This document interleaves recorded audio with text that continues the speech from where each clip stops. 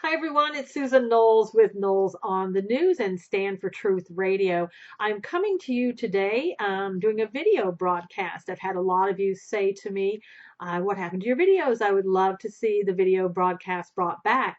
And so I am doing that today. And the way for you to view this video is just simply go to YouTube.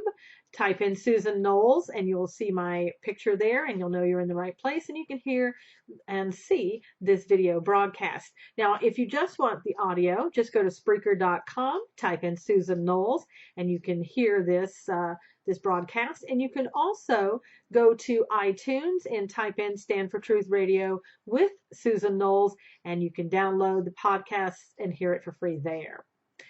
Now, there's a lot going on in the news, as there always is, and there certainly is a lot surrounding this election. And I want to talk a little bit about this election. I know that we talk frequently about it, but I wanted to give you, some idea of where I stand. And I think I have, but I keep running into people on social media who seem to want to convince me that Donald Trump is infallible. I'm not talking to Catholics when I'm just, but I'm talking to people who think that Donald Trump is perfect and he can't make any mistakes. But let me tell you where I'm at. I have not made a decision yet who I'm going to vote for. I know for sure I will not be voting for either Hillary and I will not be voting for Bernie Sanders. So you can mark that on your little checklist if you're keeping one about what I'm going to be doing. Now, as far as do I vote for Donald Trump, assuming that he's currently the presumptive presidential candidate or nominee, but we're not at the convention yet. So many things happen in this election. Who knows what's going to happen at the convention? But let's say, assuming that he does get the presidential nominee, what will I do? Will I vote for him, or will I write somebody in, or will I stay at home? Well, I won't stay at home. I will vote. And who I will vote for is still yet to be determined. And maybe unlike some people, I do put it to prayer. I bring it to God and say, who do you want me to vote for? And that's what I'm going to do. I'm waiting until November until I know for sure what it is that I'm directed to do. And then I'm just going to go do it. In the meantime, though, I know there are a lot of people out there who are so into Donald Trump that no matter what he does, you're okay with it. And I guess I'm not okay with it. Whether that person would be Ted Cruz, John Kasich, Donald Trump, or anybody else, I'm not okay with a candidate who basically comes in and says, this is what I believe, this is who I am, and this is what we're going to do. And he gets people behind him and rallies behind him on that. And then he comes back and he starts changing his mind, and he's not the person that he originally said he was. Now, I have some issues with that. And I know people are saying, yeah, well, but, everybody's entitled to change their minds. Yes, they are. But when we're talking about something as important as the United States, I want to know that we're getting it right. And maybe we can't get it right. Maybe that's just the problem. But when a person comes out and says, we're going to build the wall, we're going to send all of the illegals home, we're going to deport them, we're going to have our own campaign, we're not going to take outside money, we're going to increase taxes on the rich, and then calls people by names, like Dr. Carson calls him pedophile, whatever, calls Chris Christie names, whatever. Okay, so, and then sort of like the next day, the position has changed. We're no longer going to tax the rich. Doesn't sound like we're going to deport the illegals, all the illegals that are here. I'm not even sure about the wall anymore. He did mention something about minimum wage. I think that he's sort of backed away from that a little bit. We're talking about now just, I don't know, almost everything now has changed. And I guess I want to know from you, are you okay with that? Are you just saying, well, you know what? People change their minds every day. It's okay. But we know that he's for what we're for. He's not a politician. He's not going to take it anymore. He's not going to have business as usual. Well, that I can agree on with you. Uh, his stance a little bit on debt bothers me. I know that he has used the bankruptcy laws in his business and has filed bankruptcy, or his businesses have several times. And he said that he loves debt. And I understand that as far as a business practice. But when you're talking about a country in the United States, you can't run the country in the same way.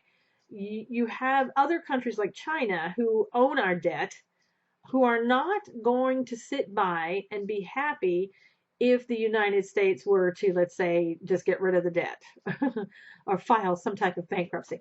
It's not going to come out the same way. So that kind of bothers me. And apparently, with also the day before when Ted Cruz was still in, anybody that was with Goldman Sachs was the devil themselves. And now he has gone out, and his finance manager used to work for Goldman Sachs. Not only that, but the same finance manager used to work for George Soros. Speaking of the devil himself.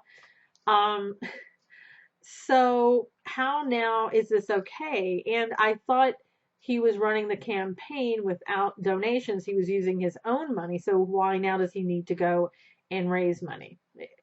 See, those things really cause me to take pause and say, what's going on here? And I'm wondering why that, let's say, many of you don't take pause in that. Again, is it just because you feel, well, he represents me? And I'm asking, how does he represent you if he keeps changing all the things that you said that you were for? And I'm not trying to change your mind on Donald Trump, because trust me, I know that those of you who adamantly support Donald Trump, you're not going to change. I mean, he could, I don't know what he would have to do to change your mind. I don't think there's anything that would. So I'm not trying to change your mind. I'm merely trying to understand a little bit more your position. Because also I know that if this were happening on the left, then I know many of you would be out there going, oh my gosh, look at this flip-flop, look at what's happening. Why is this happening? And yet when your guy does it, you're not concerned about it at all. Is it because you think that, the American people can change him? That if he says he wants something, the American people can say, no, we don't want that, and he'll change his mind? And maybe that's what you're banking on. If he becomes president, maybe that's what you're hoping. It scares me too about his stance on healthcare. It sounds like he's moving more towards that one payor system that I don't want. I don't want my government I don't want them in charge of my health care right now and having my health records and anything else that has to do with me personally, to be honest with you. And so and I've heard Trump say, well, we want to take care of everybody. Okay, I understand that. It sounds a little socialist, but I get it. As a human being, you really want to take care of other people. So I get that stance. And I don't know if that means a continuation of universal health care. I thought he was going to get rid of Obamacare, and it's not sounding that way now. So it just gets to be, a little confusing, to say the least. And the fact, I still have a hard time with Ben Carson being insulted and going to work for Donald Trump. And I know many of you will say, well, but he sees the bigger picture. Okay, so maybe that's it. I know that if I were called a pedophile or close to that name by someone, I don't know that I would want to go and support them. And again, many of you might say, yes, but Dr. Carson is supporting America, and that's more important than Dr. Carson. Okay, that's a good argument. But how do you also explain Chris Christie? Chris Christie is a progressive. He has some issues with the Second Amendment where he wants to limit your abilities to certain guns in certain areas and make the gun laws different for those who are living in the city and those outside of the city. It is a constitutional right that he is impeding when he does that. And I think, he's a big climate change guy. He believes all of that. And so how does that stack up with what Trump believes? And again, you may say, well, Christie is just going to be a part of the transition team and he's not going to be dealing with foreign policy and domestic policy. It wouldn't be surprising to me that if Trump wanted to, that he would nominate Christie as vice president. And then let's say that happens, are you going to be okay with that? Knowing that if something happened to Donald Trump, Chris Christie, if he were chosen as the VP nominee, that he would be next in line. Are you okay with that? I don't know. Every time I think of Chris Christie, I think about the little stroll along the boardwalk with President Obama and how they were practically engaged at that time. So that has me concerned.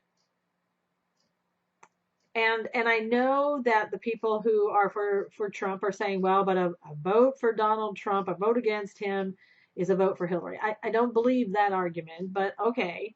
But there's always been an ability for Americans to vote who they want to vote for. And in a free country, that's what you do. And honestly, I think at this point, Donald Trump has said, I don't want all of conservatives, and this is the Republican Party. It's not the Conservative Party. Okay, well, again, many of you out there have said that you are conservatives, and now you're being told that this is not the Conservative Party. And maybe you're just saying, well, it isn't. It hasn't been the Conservative Party for a number of years, so it really isn't. And maybe that's how you justify it. I hear the words spoken, and again, it gives me pause to say, what's going on here? Why is if he is representing me and what I really want as an American citizen, why am I hearing all these things that are, in a lot of respects, presenting red flags to me? I mean, it's kind of interesting where we are. I think if Obama had said any of these things, we would have been saying red flag all over the place. And yet we're not doing that with Donald Trump. Another thing, I thought the reason that everybody loved Donald Trump is because he's not a politician, and yet he's looking at 5 or 6 people for VP that are politicians. And again, you may justify that and just say, well, he needs a politician because he needs to know how to work everything in DC. Because if you're an outsider, you don't know how to do the ins and outs. Well, if that's all you wanted, I mean, you had Ted Cruz, who kind of understood the ins and outs in Washington DC. But again, at that point, you were saying, but we don't want a politician. Well, we're kind of now getting a politician as a VP candidate, or the way it looks. But so, I don't know. Again, this is all confusing. And I will have to tell you, for all of you out there who at this point absolutely hate Glenn Beck because he made it very clear he is a never Trump person and he will not vote for Trump in the upcoming election. He came out today and I haven't heard anybody really talking about it. But in the past, when he said something about Trump, it hits the news. Breitbart, who's all in for Donald Trump, it has been from the beginning.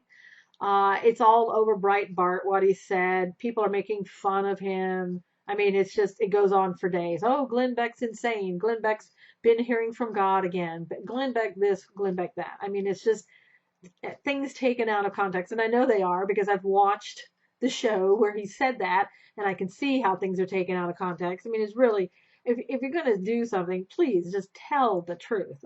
If it is Glenn Beck going crazy, let's make sure it's really Glenn Beck going crazy and not something taken out of context. Okay, that's all I ask. You don't have to like the guy. I don't care if you do or not. But basically, the guy that now the Trump supporters hate, most of them, came out today and said that Donald Trump is going to be the next president of the United States.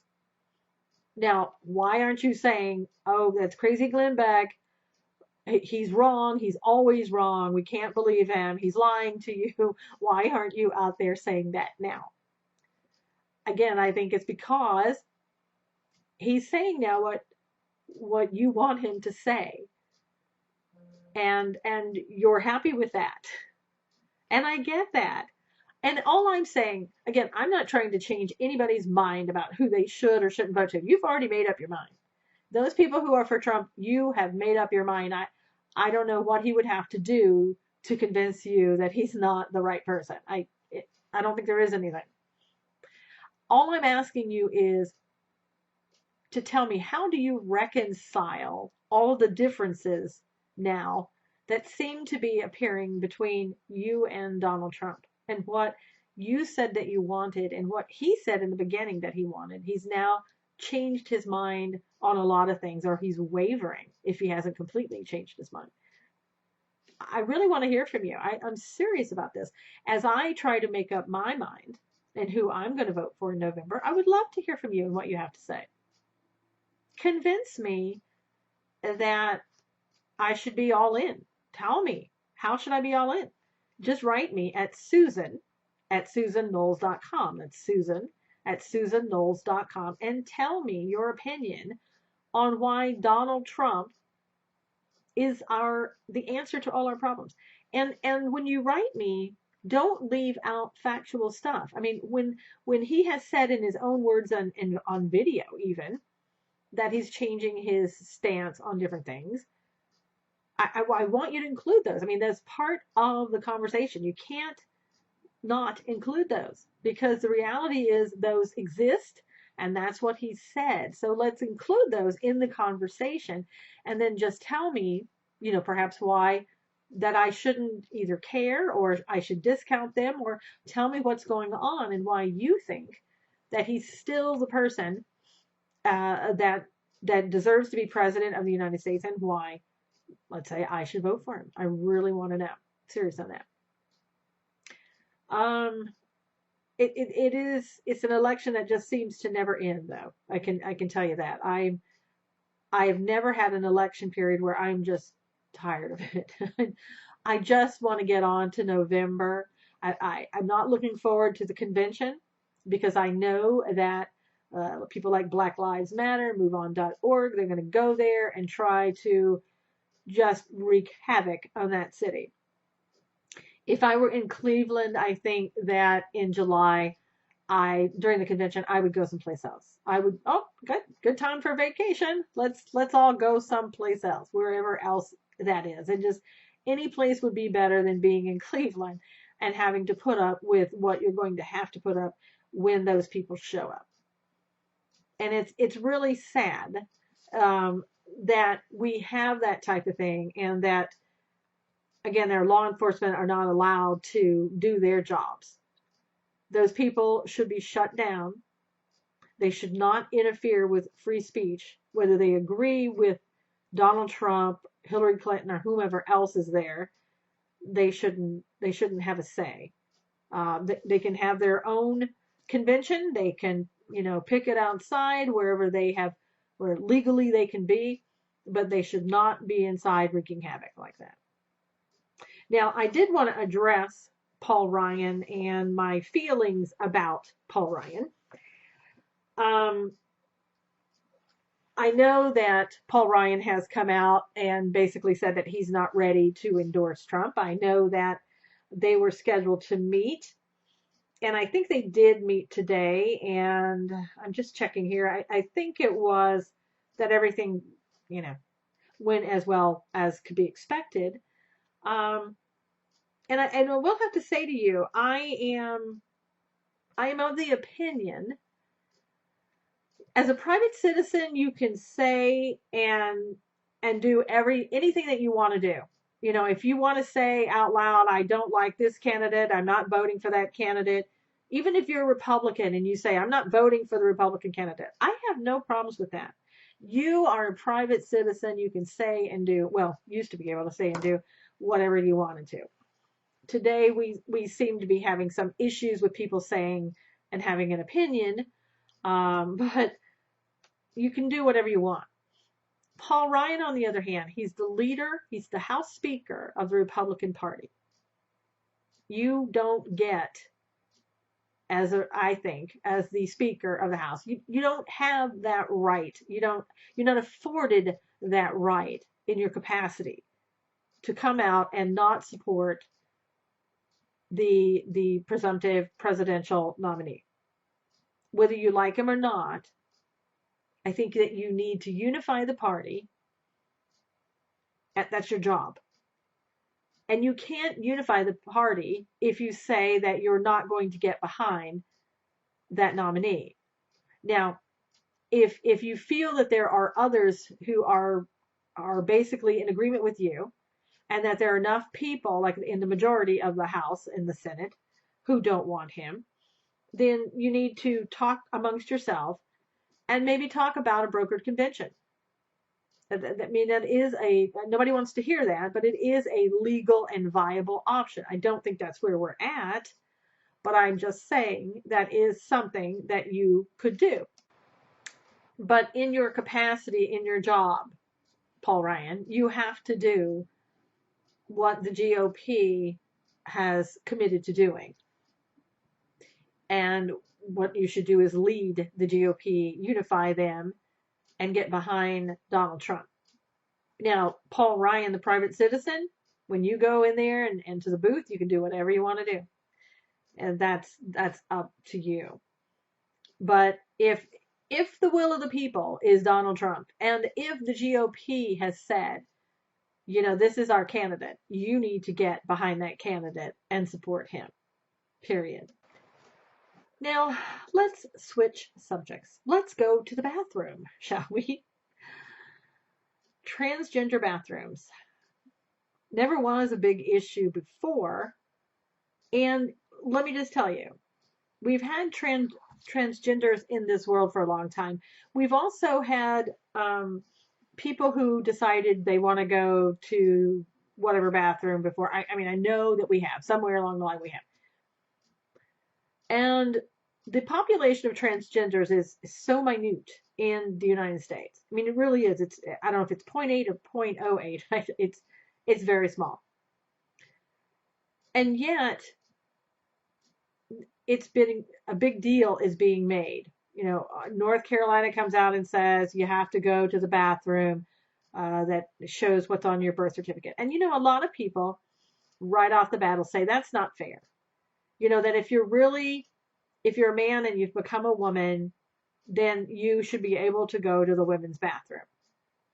I don't know. I mean, that's neither here nor there. I don't know if North Carolina needed to come out and do what they did. And now that the DOJ is suing them and they're suing the DOJ, we'll see what happens.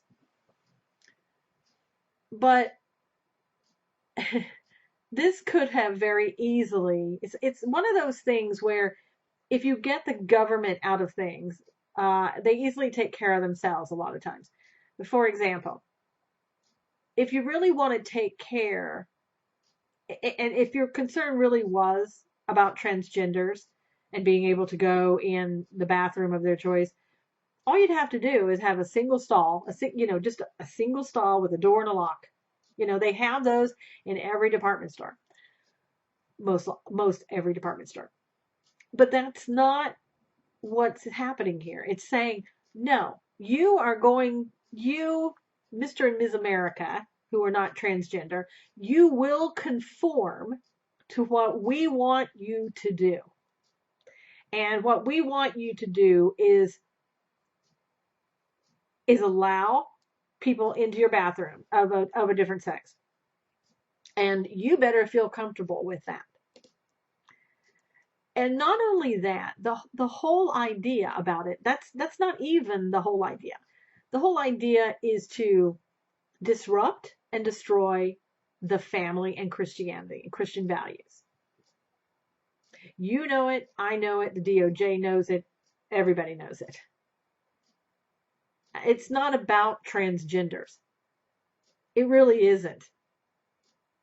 And when people talk about the fear of having a man come into the bathroom with their daughter or their wives, I can tell you one thing.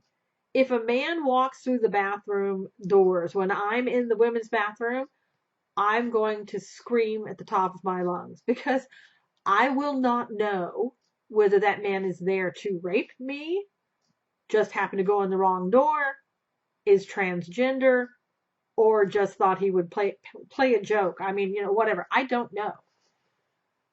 But I'm not comfortable with a man in the women's bathroom. I don't care. If you look like a man to me, I'm going to be screaming.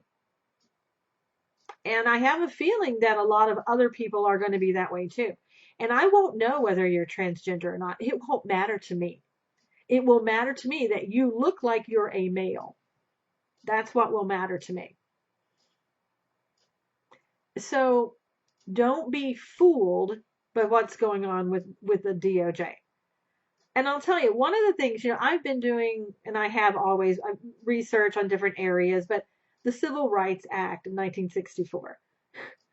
To compare this, having the AG Lynch come out, head of the DOJ, come out and say, oh, this is just like the Civil Rights Act of 1964 when they put up signs on water fountains in the bathrooms. No, it's not. And if I were African American, I would be ticked off today. That the Civil Rights Act of 1964 basically was written for you. It was written because you were being discriminated because of the color of your skin, period. And then to try to make a bathroom issue into a civil rights issue is ridiculous. It's insulting. Again, if I were African American, I would be insulted today. For her to, as a black woman, for her to say that, she should be, I don't know. I mean, is there no embarrassment with these people at all in the administration? I mean, it's mind-blowing sometimes. She knows she's a very smart woman, very well-educated woman. She knows that this bathroom issue has nothing to do with the color of skin. It also has nothing to do with anything about transgenders. It is a protection issue, not wanting to be harmed or raped in the bathroom. I mean, for me, that's what it boils down to. And again, I don't think people are going to go, oh, are you transgender? Oh my gosh, I don't like you. I don't want you in my bathroom. It doesn't even enter people's minds. We have been taught since we were children, you don't go into the bathroom. Girls don't go into boys' bathrooms and boys don't go into girls' bathrooms. And now we're saying, why not? That's perfectly fine. And if you want to go shower in the girls' locker room, if you want to change your clothes in there, if you just want to feel like a girl today and you're a guy and go into the girls' bathroom, go right ahead. I have to say that as a woman, I feel like this is a real war on women. This has more to do with women than it does transgenders. It seriously does. Because I'm going to be at risk every time I go to the bathroom, wondering if somebody's going to come in there. And there's been people already who have taken advantage of this. And it's heterosexual males who are taking advantage of this. Not the heterosexual males that are appropriate, but the ones who are inappropriate, who go in there with criminal intent to do things that they know now they can get away with because We've we've passed a law in certain places saying you can go into the women's bathroom if you want to. You and I both know it's dangerous enough sometimes to send a little girl into the women's bathroom or a little boy into the men's bathroom. There have been children, and that happened in Southern California in Oceanside. It's been more than a few years back now, but a few years back, a guy went into the bathroom. A woman, an aunt, took her nephew to the bathroom. She waited for him outside because she's not allowed into at that point, she wasn't allowed into the men's bathroom. So she waited for him outside. I think he was like 12 years old. And so this young man went into the bathroom, slit his throat as the aunt waited outside. And the boy died. Now, again, having single stall bathrooms with locks on the doors would have prevented that. If you want to do something in regards to bathrooms and you want to do it in regards to safety for everyone and you want to make it the same for everyone, okay, get single stall bathrooms, put doors on them, put locks on them, we're done. But see, that ruins your agenda, Mr. and Ms. Progressive. That ruins your agenda to destroy the family and to rid the world of the Christian principles. That's the only thing right now standing in between light and dark.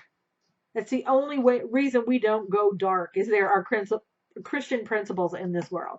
And I know people of other religions are going to say, but that, why Christian principles?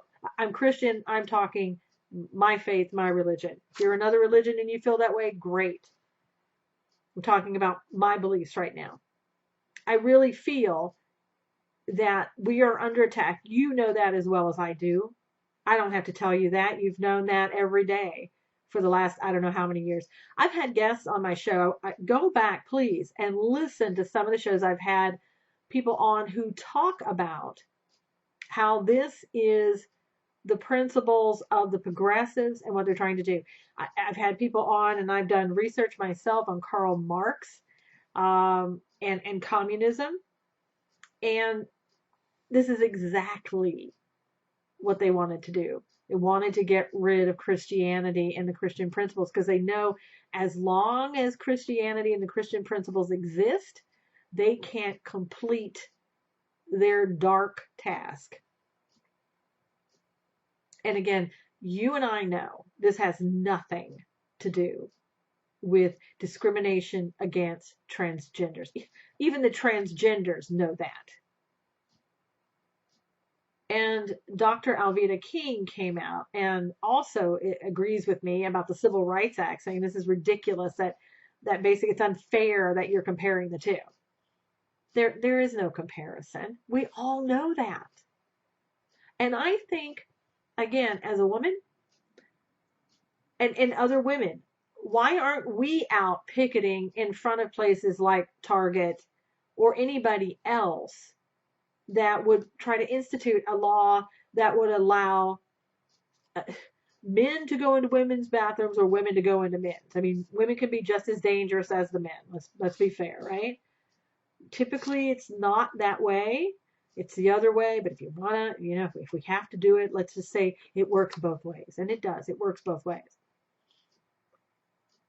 Now, I think in California, even crazy California, they're going to have kind of a requirement. There's a law in the books right now, other than the pot law that's coming up.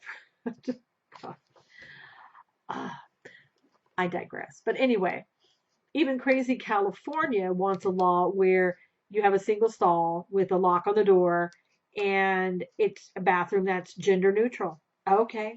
I got no problems with it. I've gone into gender neutral bathrooms all my life. There are a lot of little shops that I've gone into that have one bathroom. Got a lock on the door. No problem. This, again, is an agenda that the progressives have. They've always had this. And read the history about progressivism and Marxism and communism. This has been going on forever. They're really gaining a strong foothold, though, unfortunately. And I, I don't know where we're going with all of this, because it does seem a lot more every day that, as far as politics are concerned, conservatism may be a thing of the past.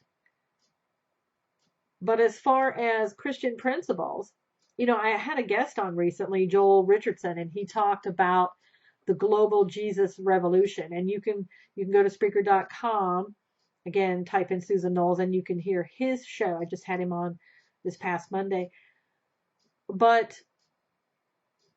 the thing with him and what he was saying is, we've got to get back to prayer. We've got to get back to prayer and doing missionary work, because everything is just sliding away. I mean, it really, it's falling away. And the Christians they're the revolutionaries. We have the power of God behind us. And I know when people hear that, some people hear that, oh my gosh, Christianity, those Christians, they discriminate against people, and they're so, it's not true. I know you want to paint us that way. It's not true. We love everyone. We know that we're all sinners, all of us. We don't just single ourselves out and say, oh, well, we're so great and you're so bad. No, no. It's not what we do. Those that walk the walk, and we also read the Bible and, follow the Bible and expect other people to do the same that say they're Christians. But anyway, I think you would really like that show, because sometimes too, it's just really nice change of pace sometimes to just to do something else and talk about something else other than politics, and get back to what really the focus should be, and that is on God, because that's really the only thing that matters. And so too, if you're in the mood for a little less politics, a little bit more of God, just go to my Spreaker playlist, and you can find, I've had other pastors on, Pastor Gallup's, Dr. Brown, and Bill Cloud, and it's really great to hear what they have to say. And in a lot of respects, you start to look at things and say, this election is not our main focus, and it shouldn't be. What's going on with the transgender bathroom issues?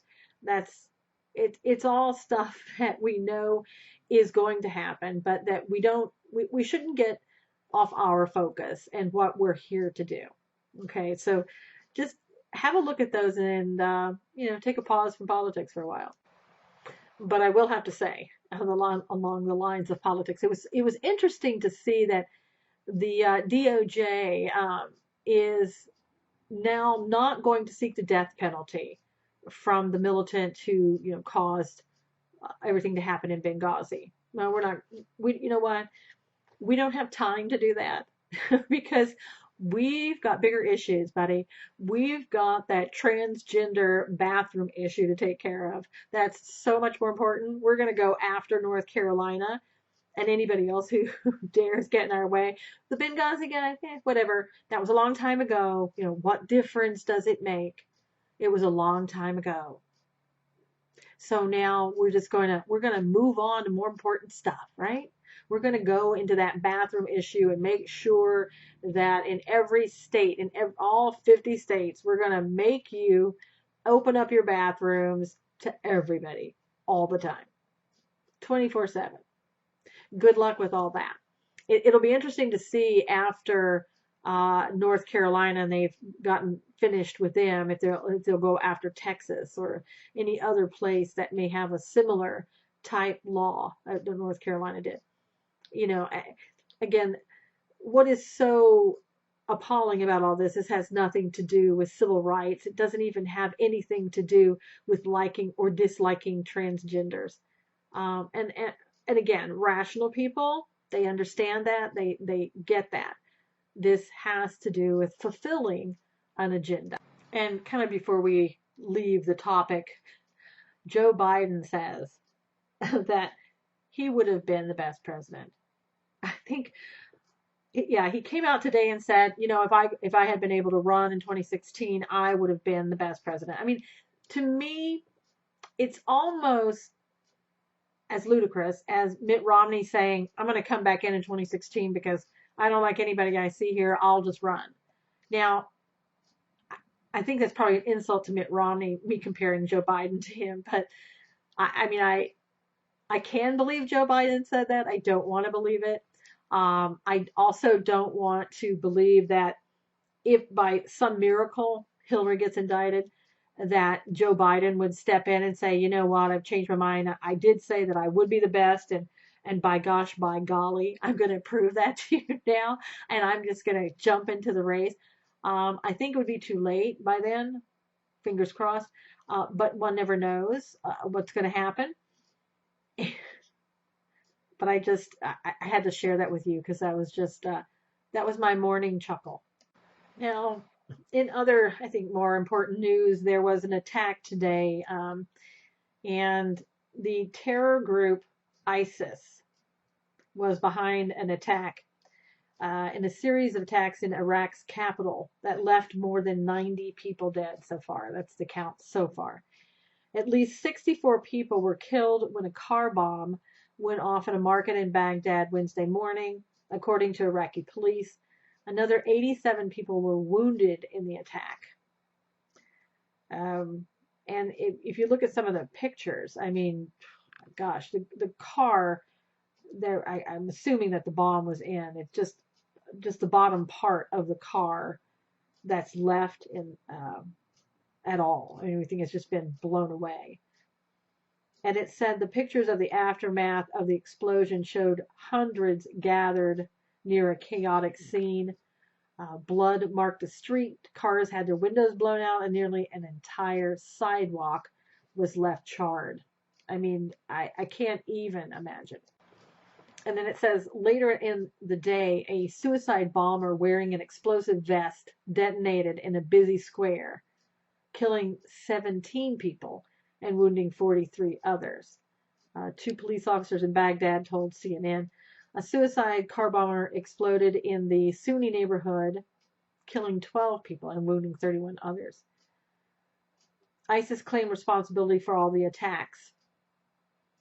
And experts have said that a security vacuum has opened in Iraq amidst the political turmoil the nation has been facing lately. And again, that's just the count that we have now of the injured and dead. I'm sure it's probably going to go up. Who knows? The attacks probably aren't over for the day. I'm surprised that we have any news on that at all. It just seems like, again, that's not where our focus is. There was a message that I got last night that I haven't seen anywhere that said basically, this is in regards to Israel. Israel's Air Force carries out airstrikes in Syria, thwarting weapons convoy for Hezbollah. Did you hear about that in the news anywhere? There's so much going on in Israel. I know we talk about that a lot. So much going on over there, and we're just paying absolutely no attention to it at all.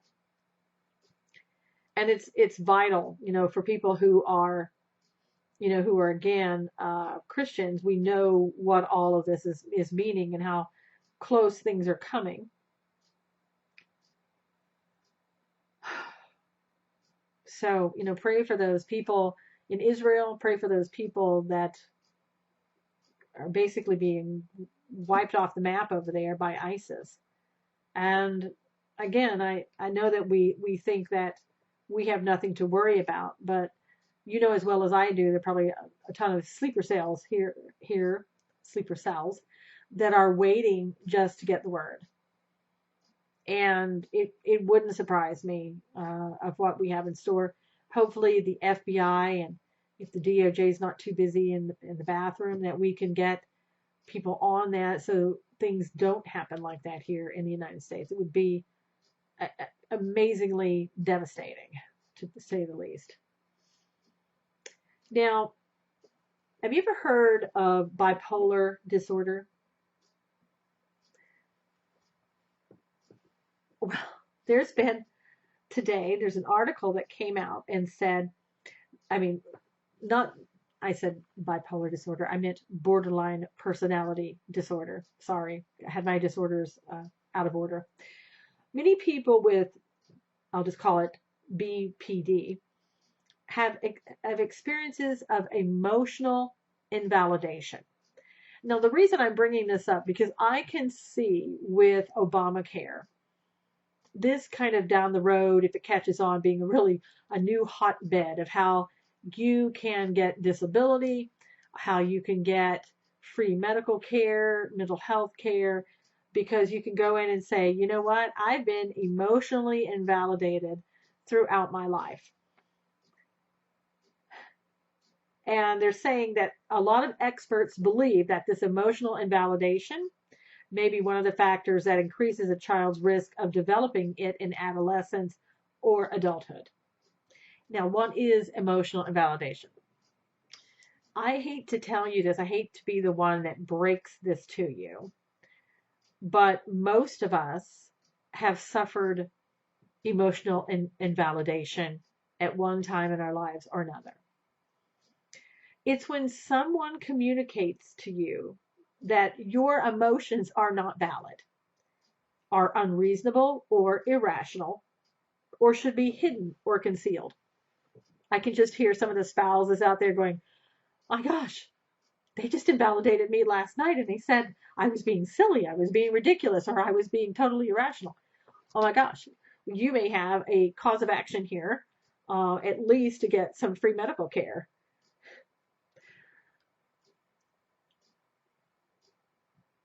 And I love this example. And don't get me wrong, borderline personality disorder is real. I have treated those patients. If you're if you're the therapist, it can be very frustrating to treat somebody with a BPD, because when you think that you're getting through to them and they're understanding you, they may turn around and just totally do the opposite of what they just agreed they were going to do. That's part of it. But I just see our country, I just see us as a society moving more towards what makes you a victim rather than why you're not a victim.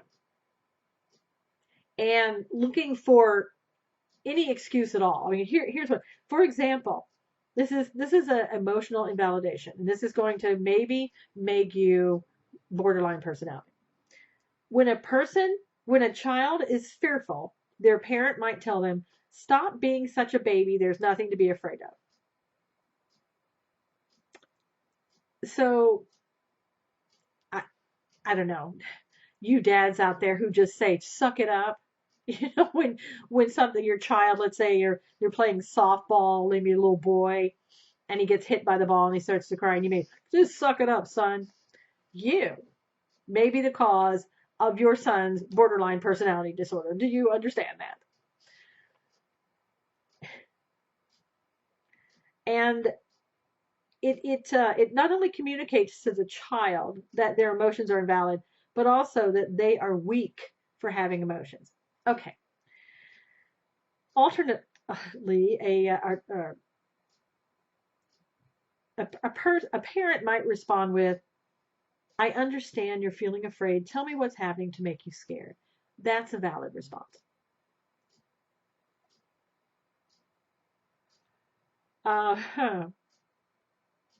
Again, I would have to say to you,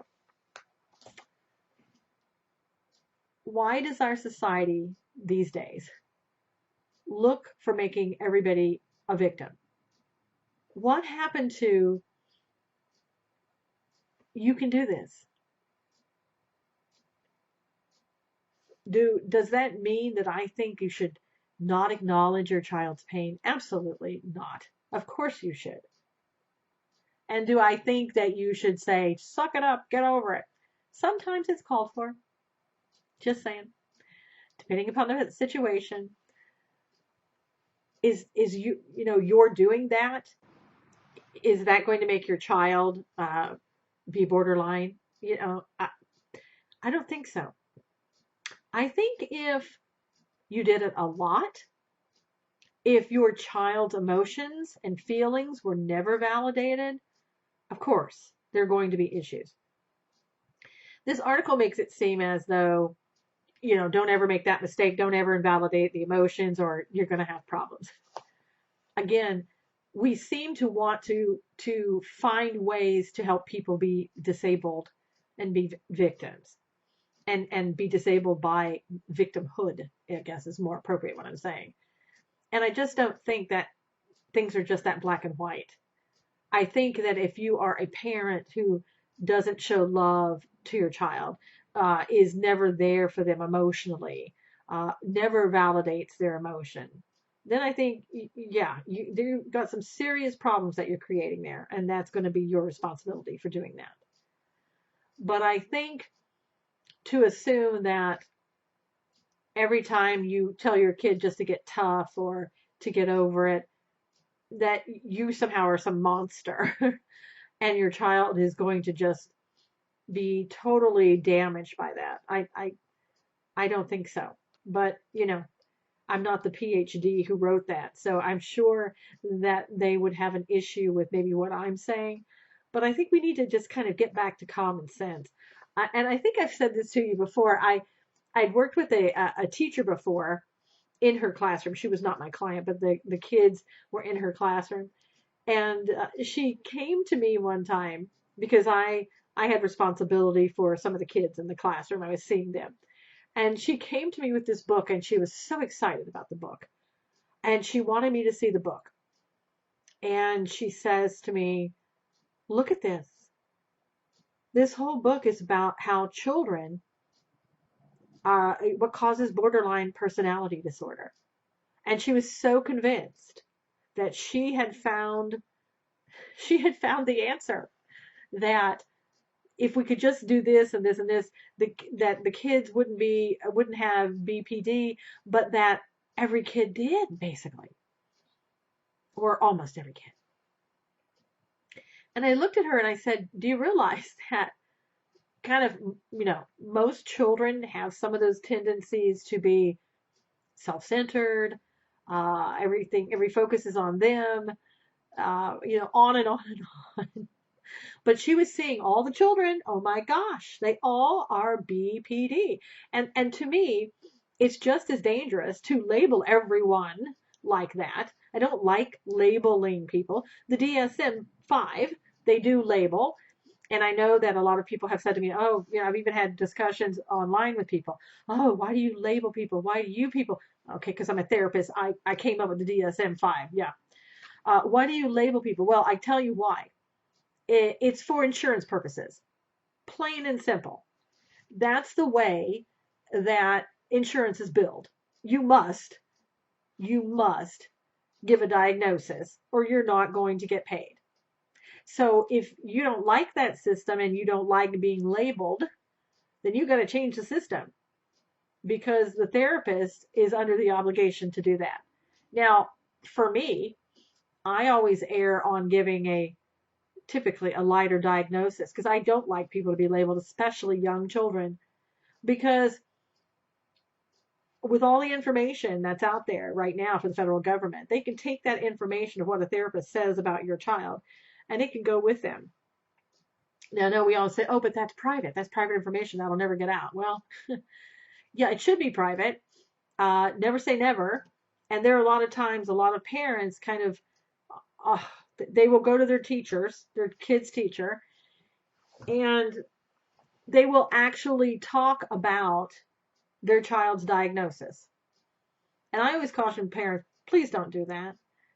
If they ask me what a child's diagnosis is, I'm really reluctant to tell them, because I worry about their child's privacy, because I know that a lot of the parents have gone to the school and talked to them about their child's diagnosis. Parents, please don't ever do that. Please don't ever do that. You would be amazed what's talked about at lunchtime or when teachers just happen to talk to each other.